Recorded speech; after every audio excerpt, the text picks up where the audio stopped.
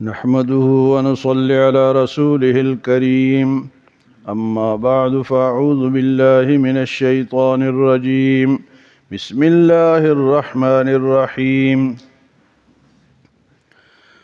أولم يروا أنا جعلنا حرما آمنا ويتخطف الناس من حولهم أفبالباطل يؤمنون وبنعمة الله يكفرون ومن أظلم ممن افترى على الله كذبا أو كذب بالحق لما جاءه أليس في جهنم مثوى للكافرين والذين جاهدوا فينا لنهدينهم سبلنا وإن الله لمع المحسنين۔ اہل مکہ اسلام قبول نہ کرنے کا ایک بہانہ ان کا یہ تھا کہ اگر ہم نے اسلام قبول کر لیا تو باقی عرب کے جو قبائل ہیں وہ ہمارے خلاف ہو جائیں گے اور ہمارے دشمن بن جائیں گے، اس لیے ہم اسلام قبول نہیں کرتے۔ تو اللہ پاک نے فرمایا کہ یہ جو حرم مکہ ہے اس کو تو میں نے امن دیا ہے، باقی علاقوں میں تو امن نہیں ہے۔ امن تو میرے حرم کی وجہ سے ہے جس میں تم امن سے رہ رہے ہو۔ تو اس کا جواب اللہ پاک نے دیا کہ اولم یروا انا جعلنا حرما آمنا، کیا تم یہ نہیں دیکھتے کہ حرم کو میں نے امن کی جگہ بنایا؟ یعنی عرب میں خصوصاً مکہ مکرمہ اور آس پاس کے جو علاقے تھے یہ حرم کی وجہ سے محترم تھے اور کافر بھی اس کا احترام کرتے۔ ویسے وہاں جو 8 مہینے لڑائی جھگڑے اور لوٹ مار ڈاکے چوریاں ہوتی تھی، صرف 4 مہینے لوگ کاروبار کر سکتے تھے، اور جو امن کے 4 مہینے اسلام نے دیے نا، جن کو 4 حرم 4 محترم مہینے، اس میں وہ ایک دوسرے کو کچھ نہیں کہتے، باقی وہ لوٹ مار کرتے، لیکن حرم کا سب احترام کرتے تھے۔ تو کہتے کہ ہمیں باقی لوگ ہمارے مخالف ہو جائیں گے، باقی لوگ تو ہمارے کس طرح مخالف ہو جائیں گے، اس کا احترام جو ہے یہ تو میں نے بنایا۔ اور میں الم یروا انا جعلنا حرما آمنا، تم اس کو دیکھتے نہیں کہ حرم کو میں نے امن کی جگہ بنایا ہے، وَيُتَخَطَّفُ النَّاسُ مِنْ حَوْلِهِمْ، اور آس پاس تو تمہیں اچک لیا جاتا ہے، لوٹ لیا جاتا ہے۔ اس کے بعد جہاں جو ان سے بھی علاقے ہیں وہاں تو لوٹ مار ہوتی ہے۔ یہ جو یہاں امن ہے یہ امن اللہ نے دیا۔ کس نے دیا جی؟ اللہ نے دیا۔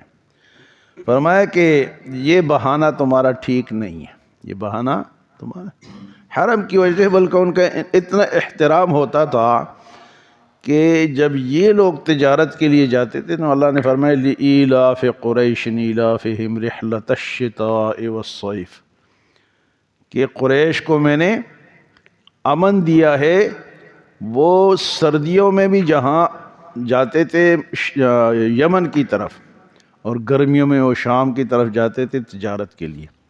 تو لوگ کہتے ہیں یار یہ حرم کے لوگ ہیں، ان کو کچھ نہ کہو۔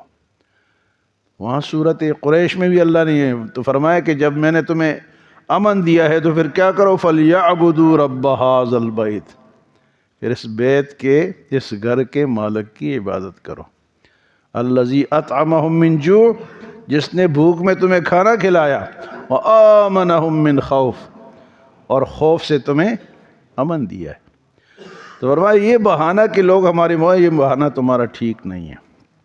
فرمایا الم یروا انا جعلنا حرما آمنا، کیا دیکھتے نہیں کہ حرم کو ہم نے امن کی جگہ بنایا ہے، وَيُتَخَطَّفُ النَّاسُ مِنْ حَوْلِهِمْ، اور اس کے باہر کے جو علاقے وہاں تو لوگوں کو اچک لیا، یعنی وہ لوٹ لیا جاتا ہے۔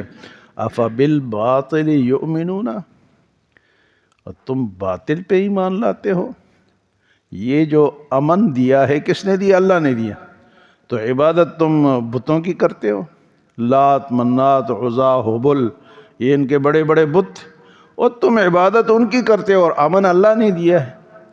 افا بالباطل یؤمنون، باطل پہ ایمان لاتے ہو۔ افا بالباطل وبنعمت اللہ یکفرون، اور اللہ کی نعمتوں کا انکار کرتے ہو۔ فرمایا ومن اظلم ممن افترى علی اللہ کذبا او کذب بالحق لما جاء۔ یہ کہتے ہیں کہ حضور صلی اللہ علیہ وسلم کی جو باتیں ہیں یہ سچی نہیں، یہ جھوٹی ہیں، آپ کو جھوٹا کہتے تھے۔ اللہ فرماتے ہیں ومن اظلم ممن افترى علی اللہ، اس سے بڑا ظالم کون ہے جو اللہ پہ جھوٹ بولے؟ وہ تو بڑا ظالم ہے۔ فرمایا ومن اظلم ممن افترى علی اللہ کذبا، اس سے بڑا ظالم کون ہے؟ یہ جو کہتے ہیں جھوٹ ہے، تو حضور کو تم ظالم بناتے ہو، وہ تو رحمت ہے۔ ومن اظلم ممن افترى علی اللہ کذبا، اس سے بڑا ظالم کون ہے جو اللہ پہ جھوٹ باندھے، او کذب بالحق لما جاء، اور یا اس سچ کو جھٹلائے جو ان کے پاس آ چکا ہے۔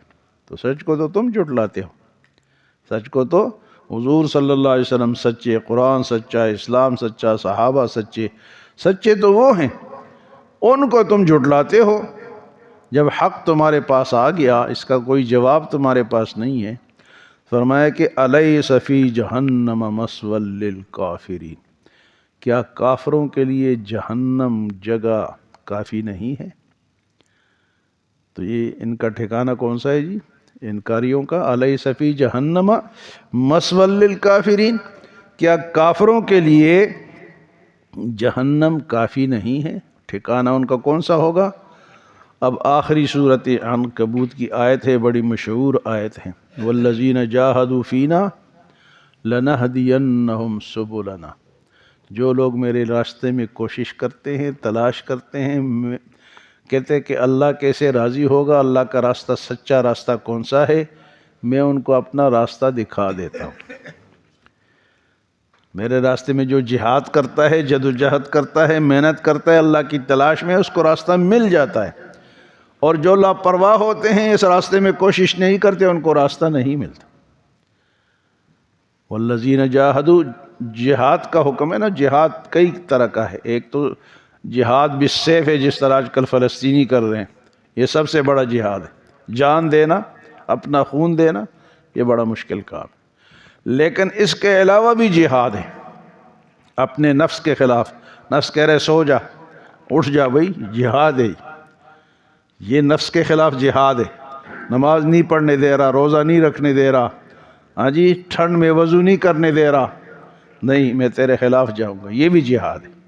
جہاد باللسان، زبان سے دین کی بات کرنا، دین کو پھیلانا، تبلیغ کرنا، یہ بھی جہاد ہے۔ قلم سے لکھنا، ہاں جی، جہاد بالقلم۔ لیکن آج کل قلم والے کیا کرتے ہیں، خاص کر کے جو صحافی ہیں، وہ جھوٹ کو ریٹنگ بناتے ہیں، جھوٹ لکھ لکھ کے کہ ہم مشہور ہو جائیں، تو وہ جہاد نہیں ہے۔ سچائی کے ساتھ صحافی اگر کام کرے نا تو وہ بھی جہاد کرتے ہیں، سچ لکھیں، اچھی بات لکھیں، تو وہ جہاد بالقلم ہے۔ لیکن وہ یہ کرتے ہیں علماء جنہوں نے تفسیریں لکھی ہے، جنہوں نے اسلام کے خلاف شکوک و شبہات کو دور کیا ہے، یہ غیر کافروں کے جوابات دیتے، یہودیوں کے جوابات دیتے ہیں، ہاں جی، عیسائیوں کے، قادیانیوں کے اور روافض کے جوابات لکھ لکھ کے اور کتابیں لکھتے، تو یہ بھی جہاد ہے۔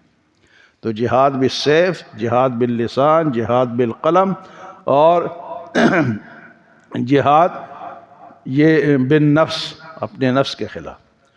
تو فرمایا کہ یہ ان لوگوں کے لیے بڑی خوشخبری ہے اس آیت میں جو اللہ کے راستے میں تلاش میں لگے رہتے ہیں، خود بھی حق پر ہیں اور دوسروں کو بھی حق کا راستہ دکھاتے۔ تو اللہ فرماتے کہ میں تمہیں اپنا راستہ دکھا دوں گا۔